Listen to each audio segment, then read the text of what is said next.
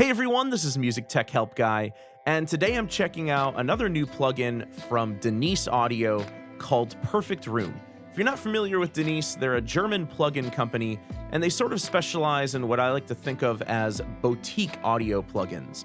None of their plugins just rehash what other companies have already done, and Perfect Room is a great example of this as well. So as the name implies, Perfect Room is a reverb plugin. So what perfect way to test out this perfect room than with some live drums that do not have room mics. So I've got Perfect Room pulled up on an aux track through an effects send, and here's what these drums sound like.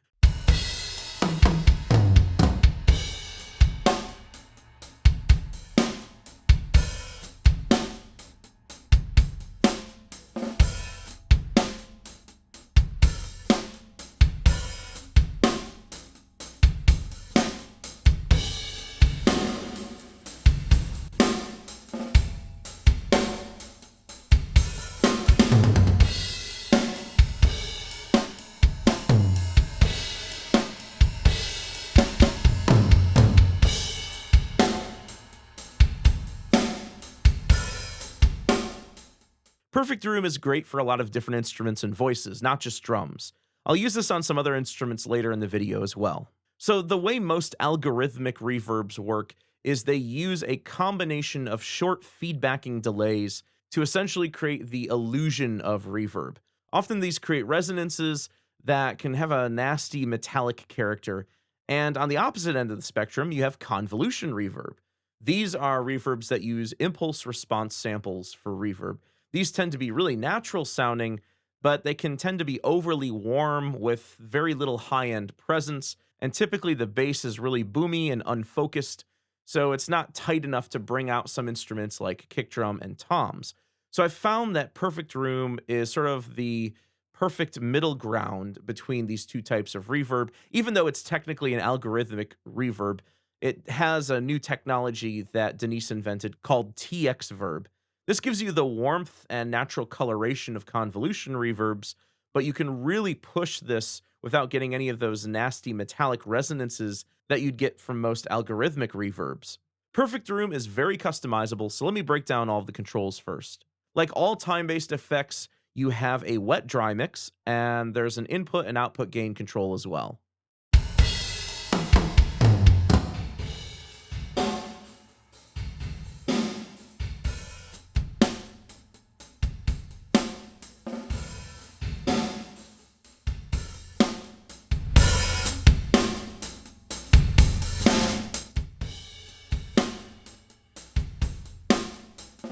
There's a high pass and low pass filter, and this is only applied to the reverb signal. So in my example here, if I find the kick drum a bit boomy, or maybe the high end a bit too shrill, I can pull these in to filter out just the wet signal.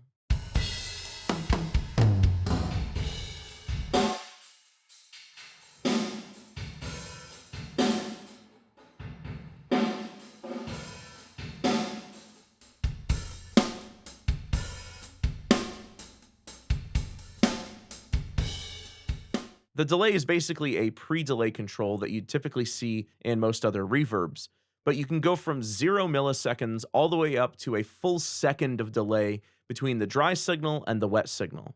On guitar, this is great for some nice ambient echoes.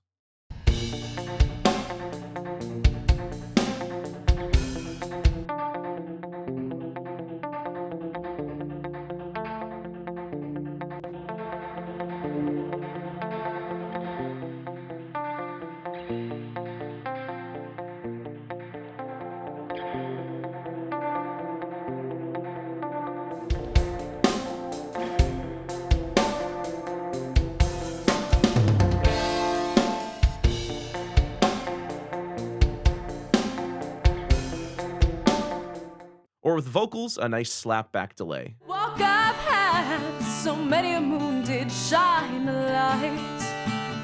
Thicket, bush, and grass I've tread, till feet were sore and ankles bled. Oh, for to fall into this place, to rest again and break this bread. And that I see you up ahead, just end. And that I see you up ahead, just beyond the bay end. The tail controls the length of the reverb tail up to 5,000 milliseconds for some really huge spaces.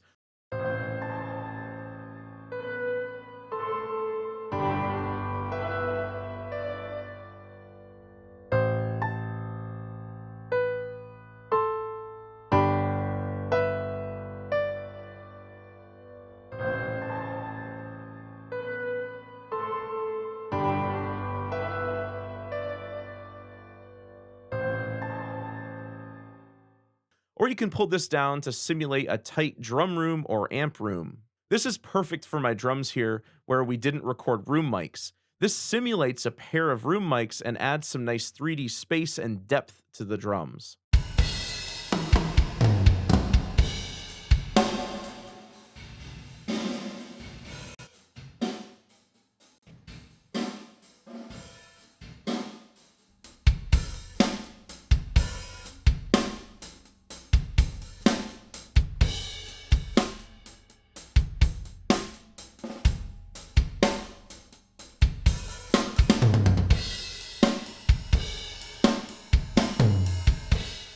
If the reverb is too wide and you want to tighten up the space a bit, you can pull down the width to make the reverb more mono. This is helpful to give the kick and snare some more center focus.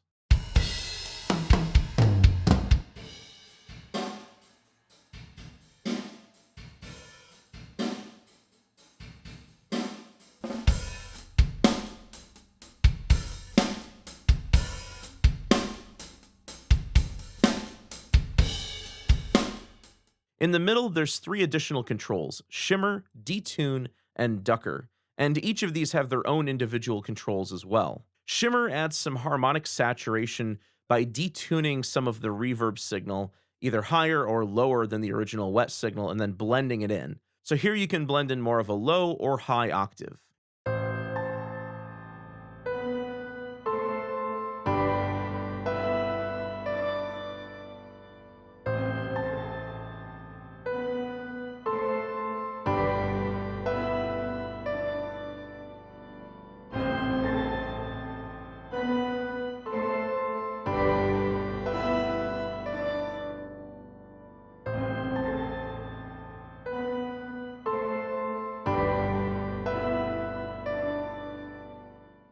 Detune works like the wow and flutter you'd normally get from tape, but it only applies it to the wet signal. So this can be nice for some slight pitch variation in the reverb, or you can use this to create a nice chorusing effect for guitar. But again, this only applies the detuning effect to the wet signal, so this keeps the dry guitar signal intact.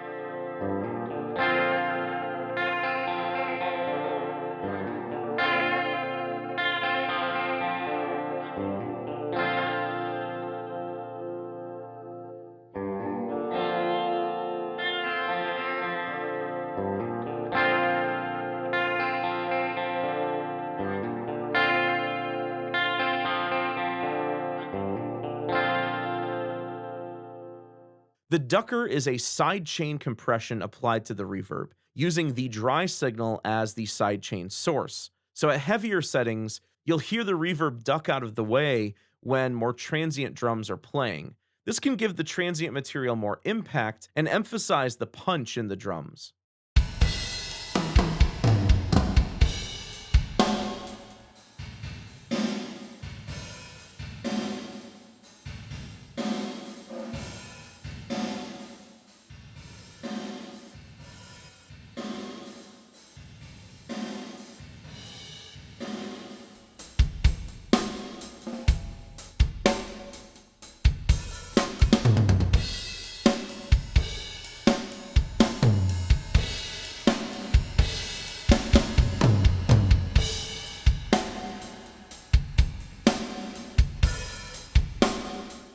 Up here, you can choose between a natural, triangle, or square decay shape.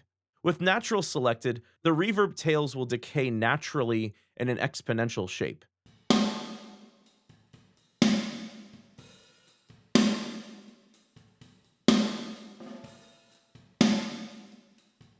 With triangle selected, they decay in more of a linear fashion, which actually gives a bit of a gated reverb type sound at shorter reverb tails, and gives more overlapping reverb tails with a longer tail setting.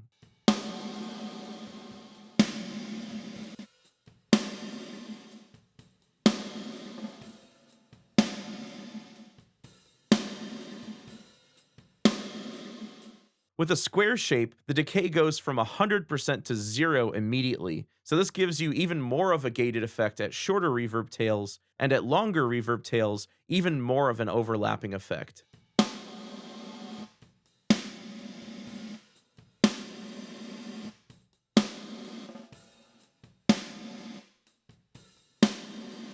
And changing the overall tone color of the reverb is easy, with 5 different color modes: extra bright, bright, flat, dark, and extra dark. So you can fit the right tone color with the right instrument.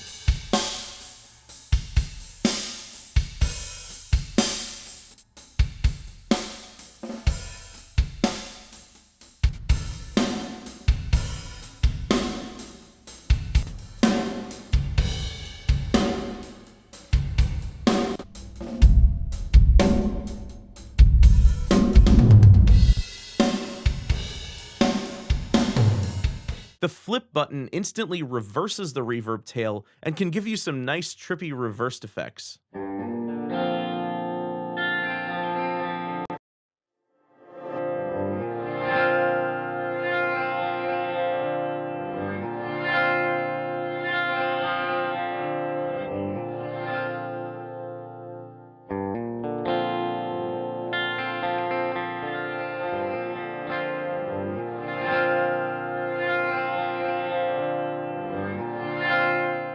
And lastly, the split button is a simple mono to stereo split.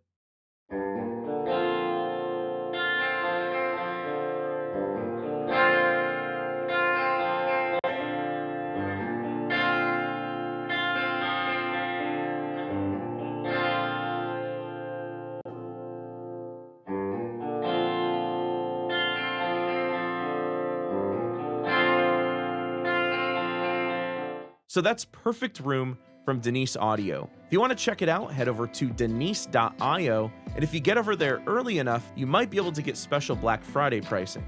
If you like this video, please leave it a thumbs up and subscribe to the channel to see more content like this. You can also check me out on social media, on Facebook, Twitter, Instagram, and you can also check me out at patreon.com/MusicTechHelpGuy if you'd like to make a monthly contribution to the channel. Thanks for the support, and thanks for watching.